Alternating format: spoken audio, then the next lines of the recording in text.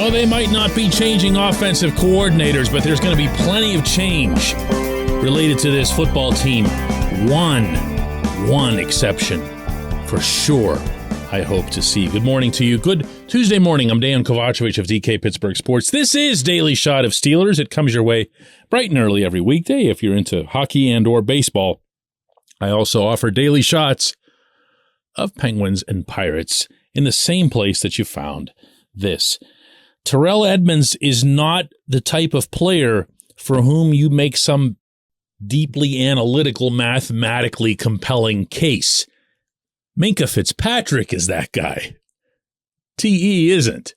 TE is the guy who makes Minkah possible, or at least facilitates the existence of Minkah. There was a, those live mics that they put on everybody in the NFL. Sometimes that's NFL film, sometimes it's just the team. So I'm not sure which this was, but Mike Tomlin had a mic on him on the Steelers sideline through that season finale victory against the Browns. And at one point, Minkah's coming off the field and Tomlin gives him some advice, most of which just involves patience. It's not some super spectacular soundbite or anything like that. But it was specific. It was something that he wanted him to do on the field that related to just being patient. And the next thing that you see in this video sequence is Minkah getting his interception and Tomlin playfully boasting about the coaching advice he had into his headset, presumably to the rest of his staff. All of which is really cool, really entertaining stuff. You know what else it was? It was facilitated by TE because Minkah can make these things happen because TE's taking care of the dirty work. That's what he's doing out there. What can you expect at Point Park University in downtown Pittsburgh? Respect, rigor, relevance. That's the Point Park Pledge. You'll be treated with respect while being challenged and supported academically to graduate with career-ready, relevant skills. Visit pointpark.edu to learn more. TE's a safety in name only. He's a linebacker playing safety, but also playing linebacker. And if you think about all the issues that this defense has had, particularly at the inside linebacker position, and then recall all the times you've seen him up at the line of scrimmage, 34, right there by Cam Hayward's rear end, you'll realize that the real value of this player is that he can do that and drop back and make sure that Minkah's freed up. Oh, and one other thing, he doesn't miss action.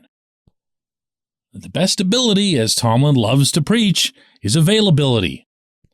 Well, Edmonds has been there. He missed one game this season, and he's hardly missed any in his time with the Steelers. And I get it, okay? First-round safety in Pittsburgh. Everyone's going to think, here's the next Troy Polamalu. No one promised that with him, but that's going to be something of a parenthetical expectation. You're looking at a guy in the secondary as a first-rounder, and you're thinking to yourself, this is someone who should be generating splash plays. Well, he's not that. He's not an elite coverage guy. He's going to get exposed if you throw at him deep long enough, unless there's a Minkah back there, which there is. The two of them, both of them, will tell you, as they've told me, that they read off each other. They feed off each other. They have somewhat similar personalities. And this year, this past season, TE took a flyer on himself, wasn't able to get the kind of contract he'd hoped for last summer out in free agency, basically was forced to come crawling back to Pittsburgh, and I don't think he'd characterize it any differently. In fact, I'm kind of sure that he wouldn't. And he went out there and yet again proved himself. You can convince yourself, if you want, diehard football fan, look around the league and say, you know what? The price of safeties, even very good safeties, has never been lower. Let him go. We'll instead focus on this guy or that guy, or maybe just bring back DeMonte Casey, who looked okay whenever he was out there. He missed a lot of the season to injury, speaking of availability. But what you're going to do unconditionally in that scenario is put into play a whole new safety for Minkah to start reading off and feeding off. And you're going to take a known commodity in which you have invested tens of millions of dollars, a known first-team All-Pro, again, the only one you have on this roster, by the way, because of T.J. Watt's injury, and make him a little bit more of a question mark. Why do that? Why do that? It doesn't make sense. I've noticed that a lot of the conversation related to TE coming back out of free agency is connected with his brother Tremaine in Buffalo. And look, I get that. We watch Tremaine. We know what he can do, all of us. He's a really, really top-tier talent at inside linebacker. He is exactly what the Steelers would want/need right about now. But I also know that the Bills aren't run by stupid people. They didn't get to where they are in the standings because there's a bunch of morons in Orchard Park. I don't believe they're going to let Tremaine go. I also don't believe that that should have anything to do with whether or not the Steelers keep Terrell. This is a very good, trustworthy, reliable, heady, and physically uncompromising player. To me, when I look at this list of 22 free agents, 22 potential free agents off the Steelers roster, the two guys, and I'm going to make it two, that I'd make the numbers 1 and 2 priorities in this order. Number 1 is Larry Ogunjobi, mostly because of the state of your defensive line. And you can't, even if you focus on the D-line in the draft, you can't have Cam out there teaching a bunch of kids. You still need to have someone else performing. Larry O is 28 years old. He signed a prove-it contract with the Steelers. He did prove it. He needs to get paid. Right behind him is TE. When we come back, J1Q.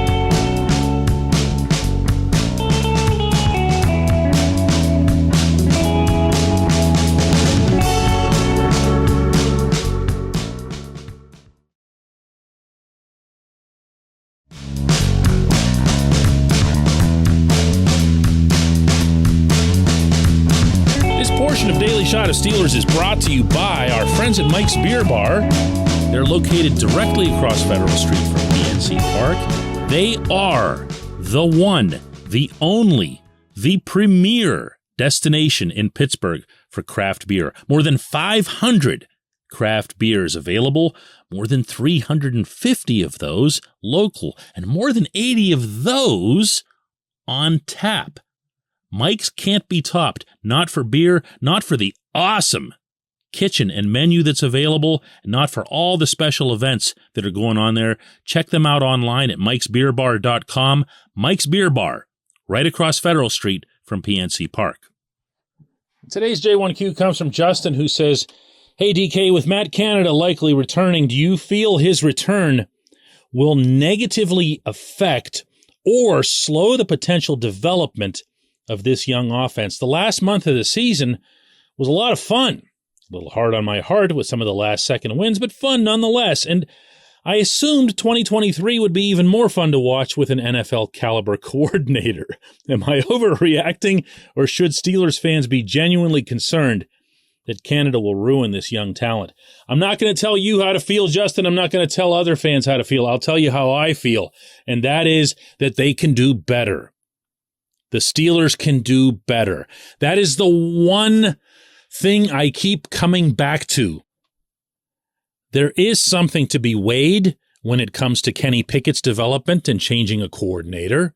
There is something to be weighed when looking at how the running game really took off over the final few weeks of the season, becoming one of the better running games, believe it or not, in the National Football League statistically. But then I go back to considering this. If you're Kenny and you're operating in a bad system as a rookie, and then you go into the following season and you operate in a bad system again, a system that for the most part you have to overcome rather than feed off, bad habits are going to get formed. You're going to have Kenny becoming check down Kenny in a heartbeat, because that's going to be the way the stuff is scripted for him. Everything is super careful, nothing across the middle, only unimaginative straight lines for wide receiver routes. And then some of the things that you see now that probably have more to do with the coordinator than with the quarterback will become a force of habit with the quarterback. That's when you can get a player who you can just see with your own eyeballs that Kenny's most effective whenever he's rolling to his right or to his left or making something happen that wasn't necessarily there at the very beginning. That's not a trait that any football team, at any level actually, should want to suppress, because it's the defense's worst nightmare. They're comfortable studying your plays, knowing your plays. They're not comfortable with those plays once they get extended to the 3 and 4 second mark. That's the worst thing. How many billions of times did you hear it over the years in relation to Ben Roethlisberger? The thing that everyone feared about him, even later in his career, which is kind of funny, was that he could move around and extend the play and hit wide receivers as they came back to him. This is the time to make that change. No, I don't think they're going to now either. I mean, look at us here. We're on Tuesday of the following week. At this point, honestly, if the Steelers fired Canada, there'd be at least a part of me that would want to criticize the front office for hanging on so long, because that's actually not fair to the guy. But no, at this stage, I don't see any kind of move. But I also don't see any hope that the situation is going to improve. He's not going to magically turn himself into an NFL-level coordinator in the span of a single offseason. He's just not. That's not possible. So what should the Steelers do in lieu of that? Bring in some, second offensive mind and give them some kind of fake title? Should they tell Mike Sullivan, hey, you need to be ready in case you get promoted to coordinator? Why not just do that now? Give everyone several months to get acclimated to the new coordinator, but also to get a little excited about it. You mentioned yourself there in your question, you got stoked about this. Now, with all due respect, you don't count. I don't count. But I can promise you right now, and I mean emphatically so, that no one would be more excited about this than the young men in that locker room on the offensive side of the ball. And that, to me, is reason enough alone to make the move. That apparently isn't going to get made. I appreciate the question. I appreciate everyone listening to Daily Shot of Steelers. We'll do another one of these tomorrow.